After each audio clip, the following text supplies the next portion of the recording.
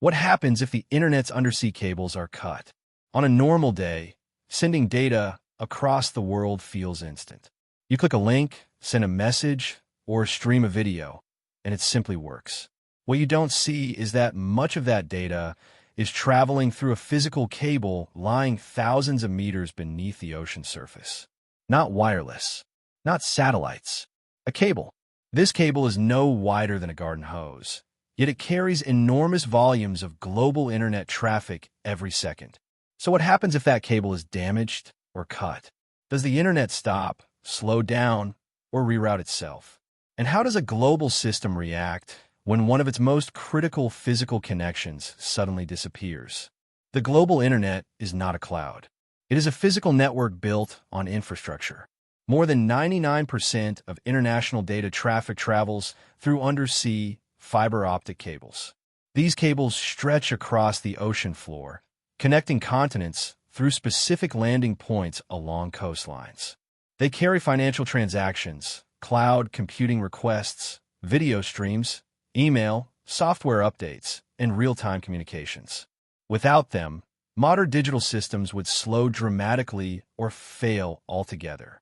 Satellites do exist, but they handle less than 1% of global internet traffic. They have limited bandwidth and significantly higher latency. They're useful for remote access, not for replacing global data transport. Undersea cables exist because they offer three things satellites cannot provide at scale: high capacity, low latency, and predictable performance. But this efficiency comes with a trade-off. The system relies on narrow physical paths.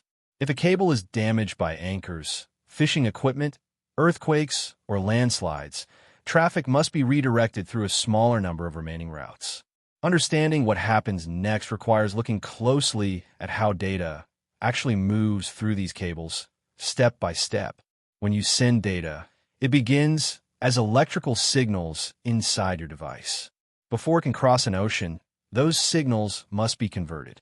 At a coastal landing station, network equipment transforms electrical signals into pulses of light using high-precision lasers. This step is triggered whenever data is destined for another continent. The system automatically routes it toward international transmission points. The reason the system is designed this way is efficiency. Light can travel through glass fibers with minimal resistance and interference. Electrical signals cannot efficiently cross thousands of kilometers of ocean. If this step fails, the failure is immediate. Data never enters the undersea network. Traffic stops at the coast. Once converted, light pulses enter hair-thin glass fibers inside the cable. These pulses travel by reflecting internally along the glass core, a process known as total internal reflection. This allows data to move at nearly the speed of light, crossing oceans in tens of milliseconds. This step begins automatically once conversion is complete. There is no pause or decision point. The system is designed this way to maximize capacity. Multiple wavelengths of light can carry parallel data streams through the same fiber at the same time. If this step fails, the cause is usually physical. Stress bends or fractures the fibers. Even minor damage can result in immediate signal loss or severe degradation. As light travels across long distances, it gradually weakens. To compensate, repeaters are placed every 60 to 100 kilometers along the cable. These devices amplify the signal without converting it back into electricity. They are powered by a copper conductor built directly into the cable. Signal attenuation over distance triggers this step. Without amplification, long-distance transmission would not be possible. The system is designed this way to reduce complexity. Keeping repeaters optical and passive minimizes the number of failure points underwater. If this step fails, the impact is widespread. Loss of power disables entire segments of the cable. Transmission collapses across hundreds of kilometers at once. When the signal reaches the opposite shore, it enters another landing station. Here, light pulses are converted back into electrical signals. From there, data is forwarded into terrestrial networks and routed through data centers toward its final destination. This step is triggered by successful transmission to the cable endpoint. Landing stations serve as controlled gateways between ocean infrastructure and land-based networks. The system is designed this way for security and reliability. Landing stations allow operators to monitor, manage, and protect critical entry points. If this step fails, entire regions can be isolated. Even if the cable itself remains intact, traffic cannot move inland.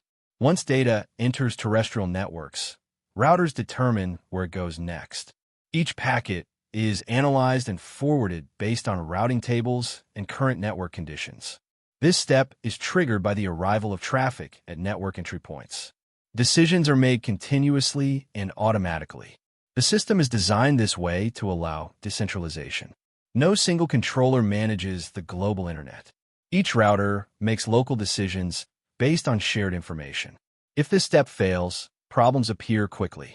Incorrect routing causes delays, loops, or dropped traffic. Services may remain online but perform poorly. When an undersea cable is cut, the internet does not shut down instantly. Instead, a sequence of reactions begins. First, routers detect packet loss within milliseconds. Routing protocols recognize that a path is no longer reliable. Next, traffic is redirected through alternate cables. These routes are often longer and share with other regions. As a result, latency increases. Data may travel thousands of extra kilometers. Round-trip times can double or triple. Then congestion sets in. Backup routes become saturated. Packet loss increases and real-time services degrade. This is when users notice problems. Video quality drops. Financial transactions time out. Cloud services respond more slowly. This is why a single cable failure can affect users far from the breakpoint. The reason the internet survives cable failures is redundancy. Major network operators invest in multiple cables across different routes. Traffic can be shifted automatically without human intervention. Routing protocols handle this process continuously, adapting to changing conditions in real time. Physical repair, however, is slow. Specialized ships locate the damaged section, retrieve the cable, and splice the fibers together in controlled environments on board. This process can take weeks. Redundancy exists to keep digital systems running while physical infrastructure is restored. A single modern undersea cable can carry more than 250 terabits of data per second, supporting millions of simultaneous connections across continents.